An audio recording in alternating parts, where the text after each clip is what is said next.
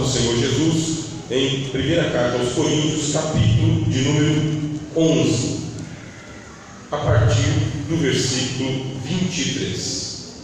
Porque eu recebi do Senhor o que também vos ensinei, que o Senhor Jesus, na noite em que foi traído, tomou o pão, e tendo dado graças, o partiu e disse: tomai, comei, isto é o meu corpo que é partido por vós, fazei isto em memória de mim.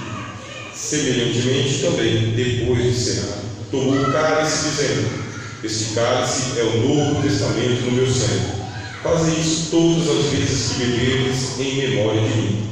Porque todas as vezes que comerdes este pão e beberdes este cálice, anunciais a morte do Senhor até que venha. Portanto, qualquer que comer este pão ou beber o cálice do Senhor indignamente será culpado do corpo e do sangue do Senhor. Examine-se, pois, o homem a si mesmo, e assim coma deste pão e beba deste cálice. Porque o que come e bebe indignamente, come e bebe para a sua própria condenação, não discernindo o corpo do Senhor. Por causa disso, há entre vós muitos fracos e doentes e muitos que dormem. Porque se nós nos julgássemos a nós mesmos, não seríamos julgados. Mas quando somos julgados, somos repreendidos pelo Senhor, para não sermos condenados com o mundo. Amém. Irmãos e irmãs, o culto de Santa Ceia, ele é um culto memorial. A memória faz parte do cérebro. No cérebro você tem a memória, no cérebro você tem a consciência, no cérebro você tem a inteligência e no cérebro você tem o juízo. 4 faculdades mentais. 4 faculdades mentais. Você tem a memória, número 1. Você tem a consciência, número 2. Você tem a inteligência, número 3. E você tem o juízo, número 4. Por isso, o culto de Santa Ceia é para mexer com o teu cérebro, é para mexer com a tua memória, é para mexer com a tua consciência, com a tua inteligência e com a tua capacidade de julgamento, juízo. Na hora da Santa Ceia, o Espírito de Deus, ele vai ativar o teu cérebro, ele vai apertar todos os botões que existem aí. Aleluia. Existe uma máquina, que é a máquina de tomografia, e essa máquina de tomografia, ela tem a capacidade de iluminar o cérebro, fazer uma leitura cerebral. E quando se entra para dentro dessa máquina de tomografia, com os eletrodos que são ligados nele, o que os cientistas observaram? Que existem áreas diferenciadas do cérebro, e essas áreas elas são coloridas: verde, amarelo, roxo, vermelho, escuro, claro. O cérebro ele é colorido. Ele fica muito iluminado, muito aceso quando você está pensando, quando você está calculando, quando você está raciocinando, muito aceso. Agora, quando você está se emocionando, quando você está se apaixonando, quando você está se emotivando, o cérebro ele vai apagando. Quanto mais racional você for, mais lógico você for, mais intelectualizado você for, mais aceso fica o teu cérebro. Quanto mais difícil for uma questão que você tem que pensar, mais lâmpadas acendem. E quanto mais emocional, mais passional, mais tomado de emoções você tiver, menos lâmpadas se acendem no teu cérebro. E quando você está para dormir, fica só em stand-by, ele fica bem apagadinho. Ele funciona só na bateria mesmo, sem alternador. Quando está chegando a hora de você se acordar, o cérebro começa a acender para despertar você. E ele sabe que está na hora de acordar porque barulhos começam a acontecer à sua volta. O dia vai chegando, o sol vai chegando, as lâmpadas vão se acendendo, e o próprio cérebro começa a se acender também, para despertar você do sono. Deus é sábio. Ele nos criou com o coração para os sentimentos, as emoções, mas também nos criou com o cérebro. E no cérebro Ele colocou 4 faculdades: memória, consciência, inteligência e juízo. A ceia é um memorial. A ceia é para ativar a tua memória, para trazer a memória, para acender a lâmpada da memória. Você precisa lembrar-se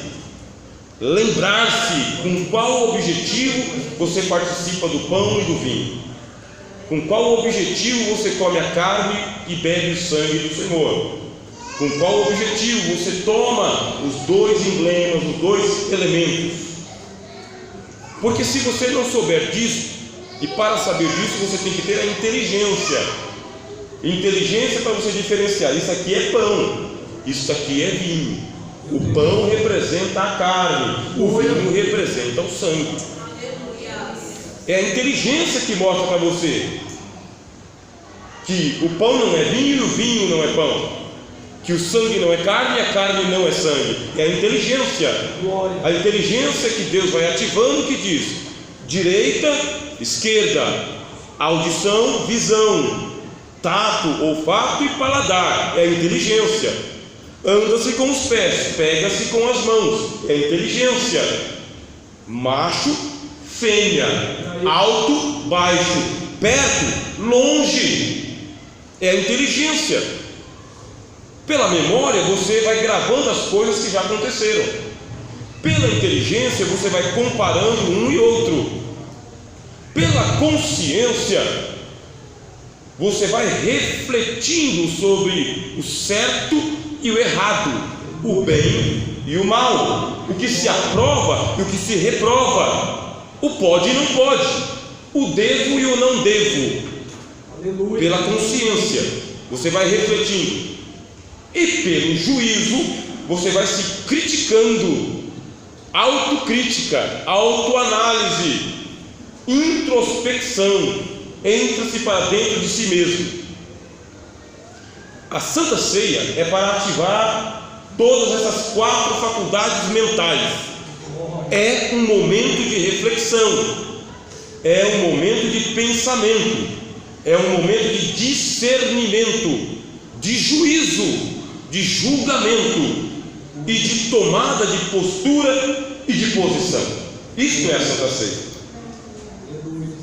Paulo, o apóstolo, queria dar esse ensinamento para a igreja de Corinto, porque a igreja de Corinto estava desordenada, desorganizada, estava uma balbúrdia, uma confusão. O que se ativava na hora da Santa Ceia na igreja de Corinto? Se ativava a gula, o estômago. Era cada barrigudão chegando, cada glutão chegando, cada fominha chegando, que vinha com muita vaidade para o culto de Santa Ceia. Porque na igreja de Corinto havia o costume dos irmãos trazerem a ceia. Eles traziam o pão e traziam tonéis de vinho. Mandava parar a carroça na frente da igreja, e os escravos pegavam o tonel de vinho e vinha levando nas costas. Mandava o padeiro despejar lá uma fornada de pão, de tudo quanto era qualidade. Eles chamavam de festa ágape, festa do amor fraterno, do amor entre irmãos. Mas na igreja de Corinto haviam pessoas que eles eram paupérrimos, eles eram pobres, e eles não vinham com um tonel de vinho, só vinham com a taça, com um copo, na verdade. Eles não traziam o pão, só traziam o estômago vazio. E a festa do amor, a festa ágape, que deveria celebrar a morte de Jesus, a comunhão dos irmãos, virava uma farra do boi. Literalmente, era uma vergonha participar da Santa Ceia em Corinto, uma vergonha. Porque mal começava o culto, mesa farta, tonel de vinho, muita gente faminta. Mal começava o culto, era a hora da celebração, boca livre. Só que esse boca livre tinha um pessoal que tomava conta das mesas e observava aquele que não trazia nada, que só trazia só o copo e o estômago, e ainda trazia a família inteira. Esse barrigudinho não via a hora, porque uma vez dava para tomar bastante vinho de graça e comer bastante pão de graça. Começava-se a Santa Ceia e terminava-se numa verdadeira orgia espiritual. Os irmãos bêbados, as irmãs bêbadas, era uma vergonha, porque depois do primeiro cálice de vinho que sai ficando vermelho, alegre, contente, você perde o pudor e a vergonha. Terminava a ceia, não era mais igreja, parecia uma festa de bêbados, literalmente. E os irmãos brigando, sabe, uma briga, porque na hora que a pessoa se embriaga, ela libera o quê? Ela libera o verbo. Eu sou de Paulo, eu sou de Apolo, meu negócio é Pedro, eu sou de Jesus. E os irmãos brigavam no culto de ceia, tudo bêbado,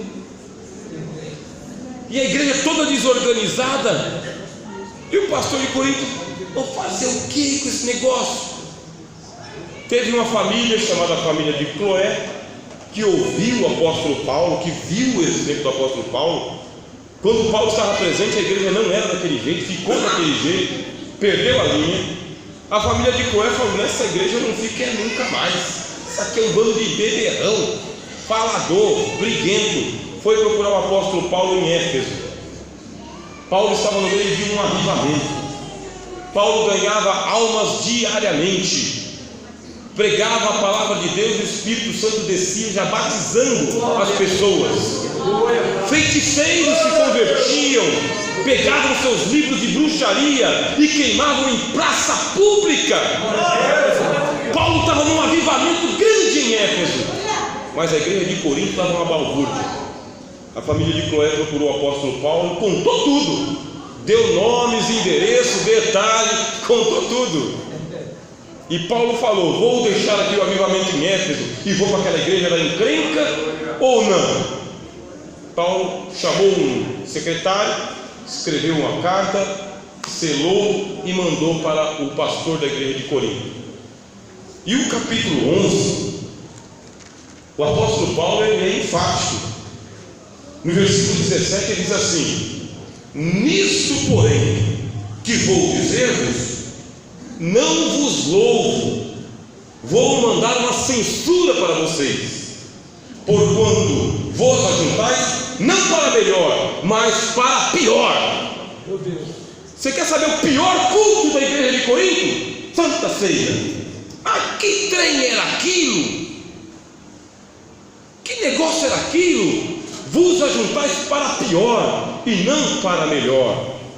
Porque antes de tudo, ouço que, quando vos ajuntais na igreja, há entre vós dissensões, e em parte eu creio. De sorte que quando vos ajuntais num lugar, não é para comer a ceia do Senhor. Eu nunca participei de uma ceia dessa, mas nem entre os pagãos, nem entre os ímpios. Você vai numa festa de ímpio, está organizado. Tem a churrasqueira, tem um lugar onde o pessoal toma uma cerveja desse, tem um lugar do pagode do samba, tem um lugar onde as crianças brincam. Não está bagunçado desse jeito. Mas na igreja, aquilo não era igreja. E Paulo falou: está tudo errado. Glória a Deus.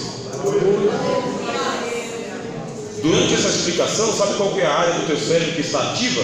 As 4: a inteligência, a consciência, a memória e o juízo. As 4. Teu cérebro está todo iluminado nesta hora. Glorifique a Deus. Está todo aceso nesta hora. Sua atenção está aumentada nesta hora para compreender o que Deus quer com a Santa Ceia. Paulo diz: porque o que eu recebi do Senhor, eu também vos ensinei. Paulo diz: o evangelho que eu anuncio para vocês, eu não recebi de homem algum, eu recebi do Senhor. O próprio Cristo fez questão de, em revelação, dizer a Paulo o que é a Santa Ceia. O próprio Cristo.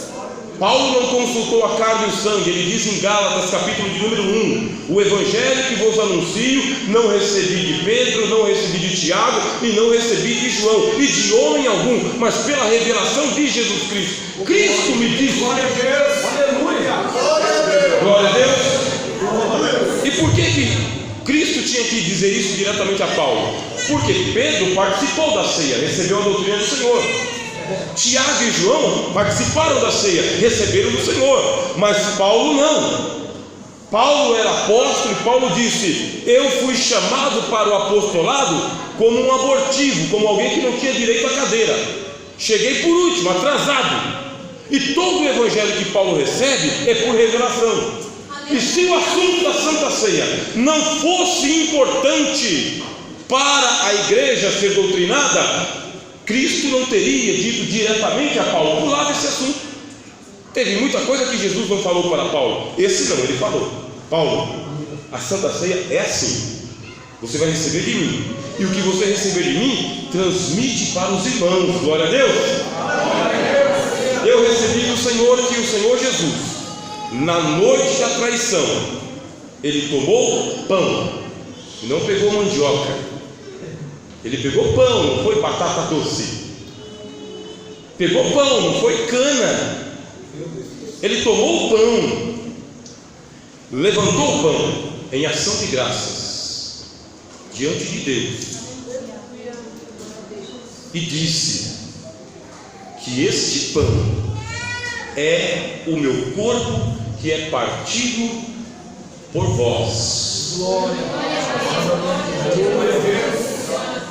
Façam isso todas as vezes que vocês comerem, em memória. Olha o cérebro funcionando.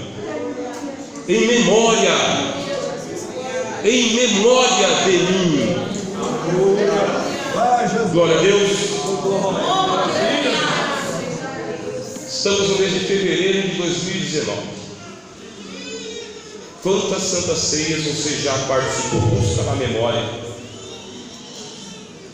Você participou de todas as santas ceias de 2018? Busca na memória. Se você tem 12 cálices na sua conta, no banco dos céus, na memória. De quando você se converteu até hoje, quantos anos passaram? 10? 120 cálices. 20. Quantos cálices você tem que ter? 240. É em memória. Mas precisa participar tanto assim até que venha. Jesus já voltou? Se o Cristo não voltou, a morte tem que ser anunciada até que venha. E o texto do Senhor nos diz: todas as vezes que vos reunirdes, é para comer o pão em memória do Senhor. Semelhantemente, depois de comer o pão, depois de cear, tomou o copo e, tendo dado graças, disse: este cálice é a nova aliança no meu sangue. Fazei isso todas as vezes que beberdes em memória.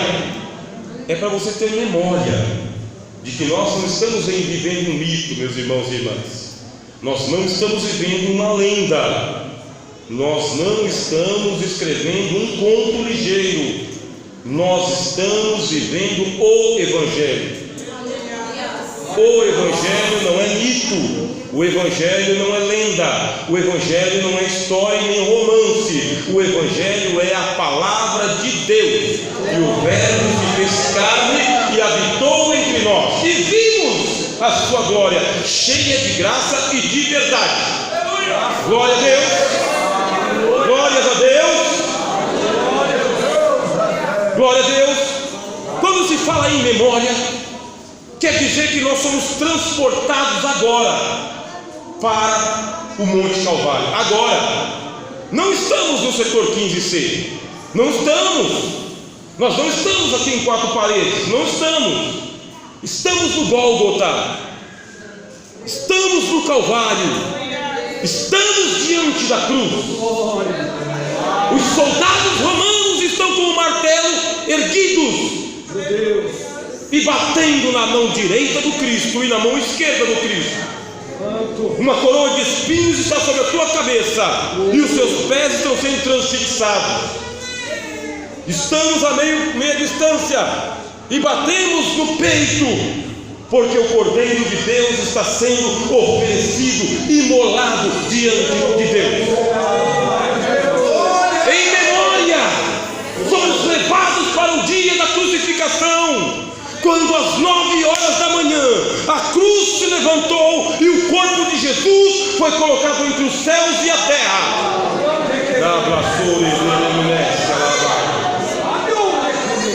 Somos levados para a sexta-feira da paixão, quando Cristo foi flagelado,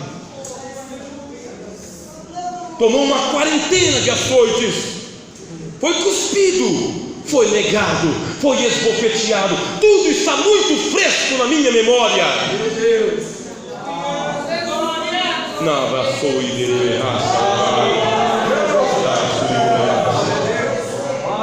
Em memória nós estamos no Calvário e o Senhor Jesus está pendurado. À direita um malfeitor, à esquerda outro malfeitor, abaixo outros que pegavam e diziam: curou os outros, mas não pode curar a si mesmo.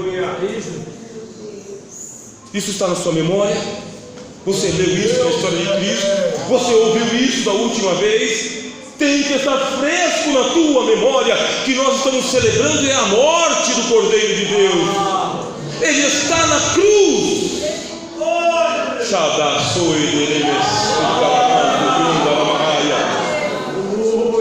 Glória a Deus. Ele está ouvindo os homens dizerem que ele é um falso Messias, porque se fosse o Cristo, desceria da cruz. Deus eterno. Coloca isso na tua memória. Foi um sacrifício, foi uma morte substitutiva, porque você e eu devíamos ser mortos na cruz. Glória a Deus. Todas as vezes que comerdes este pão e beberdes este cálice, anunciais a morte do Senhor até que venha. Quando é que eu anuncio a morte de Cristo? Paulo nos diz: quando eu como do pão, quando eu bebo do cálice. Não é quando eu prego a palavra. Escutem bem. Pregar a palavra faz parte do culto de Santa Ceia. Mas você quer anunciar a morte do Senhor? Deve comer do pão e deve beber do cálice. Você só anuncia o Evangelho, só anuncia a morte do Senhor quando você pega o elemento físico do pão e o elemento físico do vinho, os dois, não é somente um, como a outra igreja ensina. Os dois, você pega o pão e você pega o vinho e você anuncia perante os anjos, perante a igreja, perante Deus, perante a história, perante a sua alma. Você anuncia: Cristo morreu na cruz. Você pega o pão e você come a carne, você pega o vinho e você bebe o sangue, e você está dizendo: eu tenho parte na morte de Jesus. Eu assumo a morte de Cristo por mim. Eu trago a morte de Cristo que está no emblema e eu trago para dentro da minha vida. Entenderam, irmãos? Agora vocês tentem voltar lá para Corinto. A turma de beberrão, falastrão, briguento e contendeiro, participando de um culto de Santa Ceia sem saber de nada disso que eu estou ensinando a vocês. Se estavam anunciando a morte do Senhor, estavam negando o Evangelho.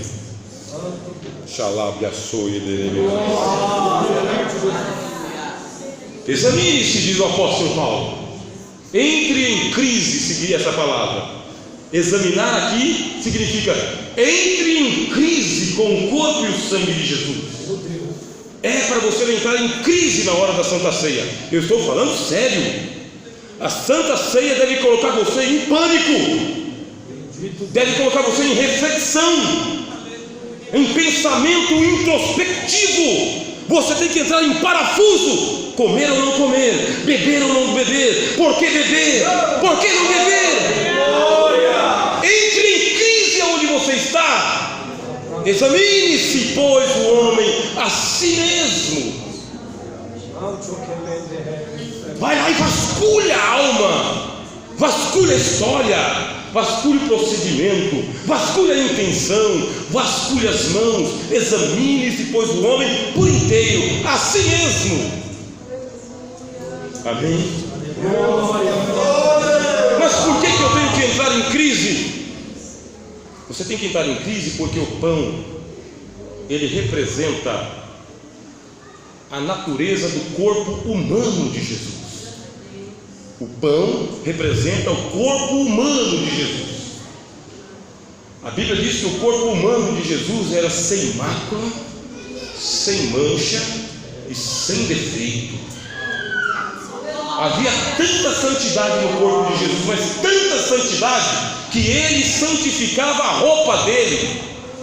A roupa de Cristo era santificada por ele, porque ele vestia. Não era a roupa que santificava Jesus, Jesus santificava a roupa.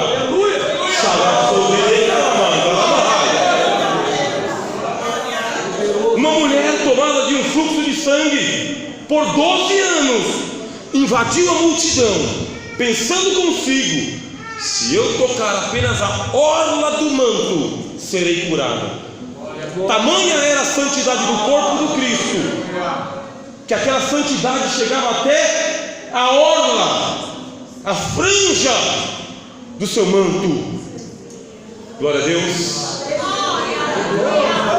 Quando você toma o pão, você vai pegar a santidade do corpo do Cristo, a santidade que há no corpo do Cristo, e você, indigno pecador, condenado à morte, com o teu nome escrito nas catatumbas do inferno, você toma do corpo santo de Cristo, por fé, não por vista, e você come.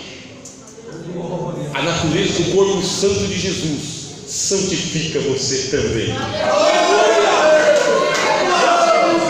Santifica você por inteiro. Santifica o teu pé, santifica tuas pernas, santifica teu ventre, santifica teus braços, santifica teus ouvidos, santifica teus olhos, santifica tua boca, santifica teu cérebro. O corpo de Jesus santifica a sua igreja para participar das coisas de Deus.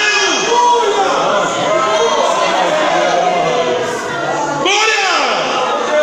Glória! Glória! Abraçou, amassou, delecala, maia. Isso, e calamácia.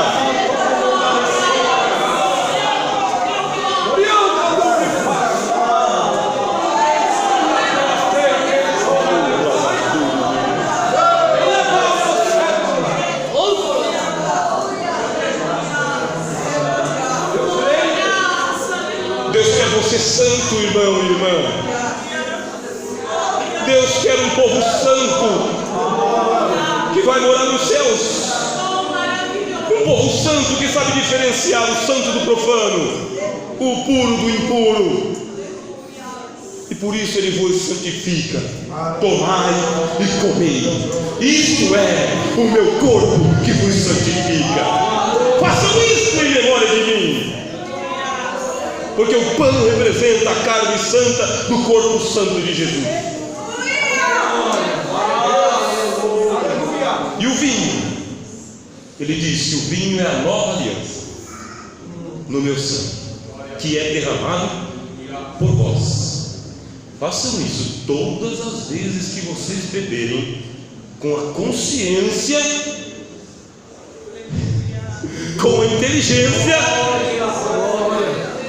com o juízo, em memória de mim.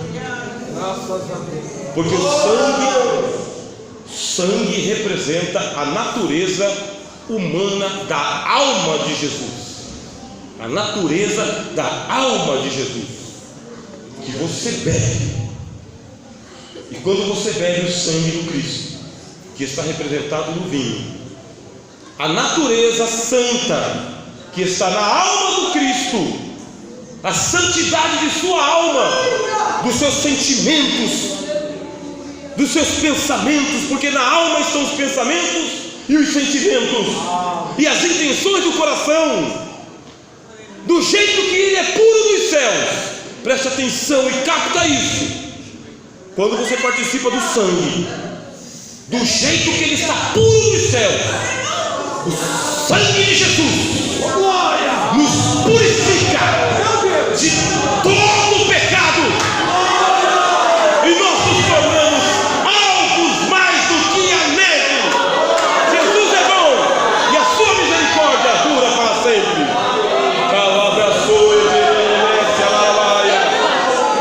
Glória, glória, glória, glória, glória, glória, glória. Que a lavassura e verê canta na barraia, cabras feias, filhos. Glória a Deus. Santidade no corpo e santidade na alma, santidade por fora e santidade por dentro, santidade visível e santidade invisível.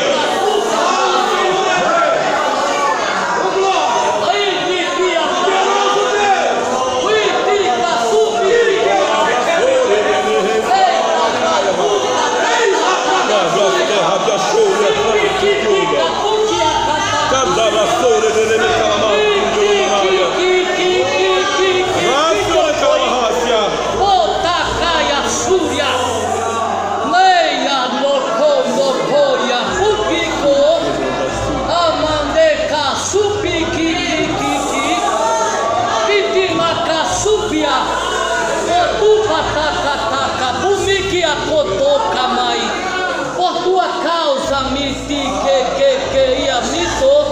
entreguei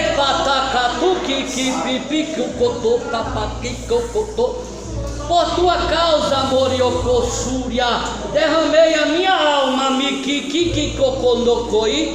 ai, a subia capa, tu canai, hoje, aspia-me de acá, uma parte minha, me de nocosúpia, entreguei a me de nacatuque, a cair, para que tu saiba, Midiacassúria, que eu te tirei do mundo, Mondocô, Subiquiquinaca. Entra na minha potuia, Súria Manaia, entra na minha casa, ô Midiocô, Súbria, para entrar na minha presença, Midinaia Sei. Ô Mondocô, Súbria.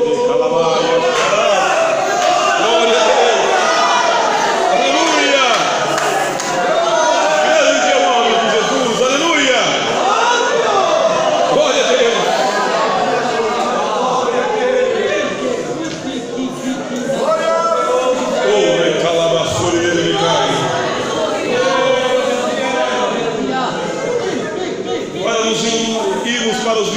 Finais, irmãos, e participarmos efetivamente deste pão e deste cálice, Paulo nos diz: porque quem come e bebe indignamente, come e bebe para a sua própria condenação, não discernindo o corpo do Senhor.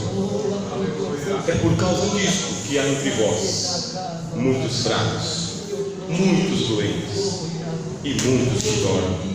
Porque se nós nos julgássemos a nós mesmos, não seríamos julgados. Mas quando somos julgados, somos repreendidos pelo Senhor, para não sermos condenados com o mundo. Irmãos e irmãs, com o cérebro todo aceso, com o coração cheio, não entre em juízo com Deus. Não entre em juízo com o Senhor Deus. Quais são os 3 juízos que Deus manda para despertar se a tua consciência não estiver trabalhando, se o teu juízo não estiver trabalhando, se a tua inteligência não estiver trabalhando e se não for em memória? Primeiro, fraqueza. É o primeiro sinal de juízo. Segundo, doenças. enfermidades que não são enfermidades que são causadas pelo tempo, enfermidades que vêm pelo Espírito, que o médico não cura, a tomografia não vê, na máquina não aparece, o exame não dá. Fraqueza, doença e por fim, dormência, indiferença, total indiferença. Mas Paulo nos diz: se você julgar a si mesmo, se você examinar a si mesmo, se você for o seu próprio juiz, se você a si mesmo se examinar, o Senhor não vai te colocar no juízo. Muito pelo contrário, porque depois que você se julga a si mesmo, você vê quem você é e quem que é o pão e o vinho. Você diz: Senhor, em mim mesmo nada tenho em que eu possa me gloriar. Não posso me aproximar da mesa, não posso receber o cálice, não posso receber o pão. Mas irmãos e irmãs, o texto diz: examine-se, pois, o homem a si mesmo. Examinou? Agora você come e você bebe. Não é para você examinar e não beber, não é para você examinar e não comer, é para você examinar, comer da carne e beber do sangue. Porque Jesus disse: se não comerdes a minha carne e não beberdes o meu sangue, não tereis vida em vós mesmos. Minha carne é verdadeiramente comida, meu sangue é verdadeiramente bebida. Entrou em crise, entrei.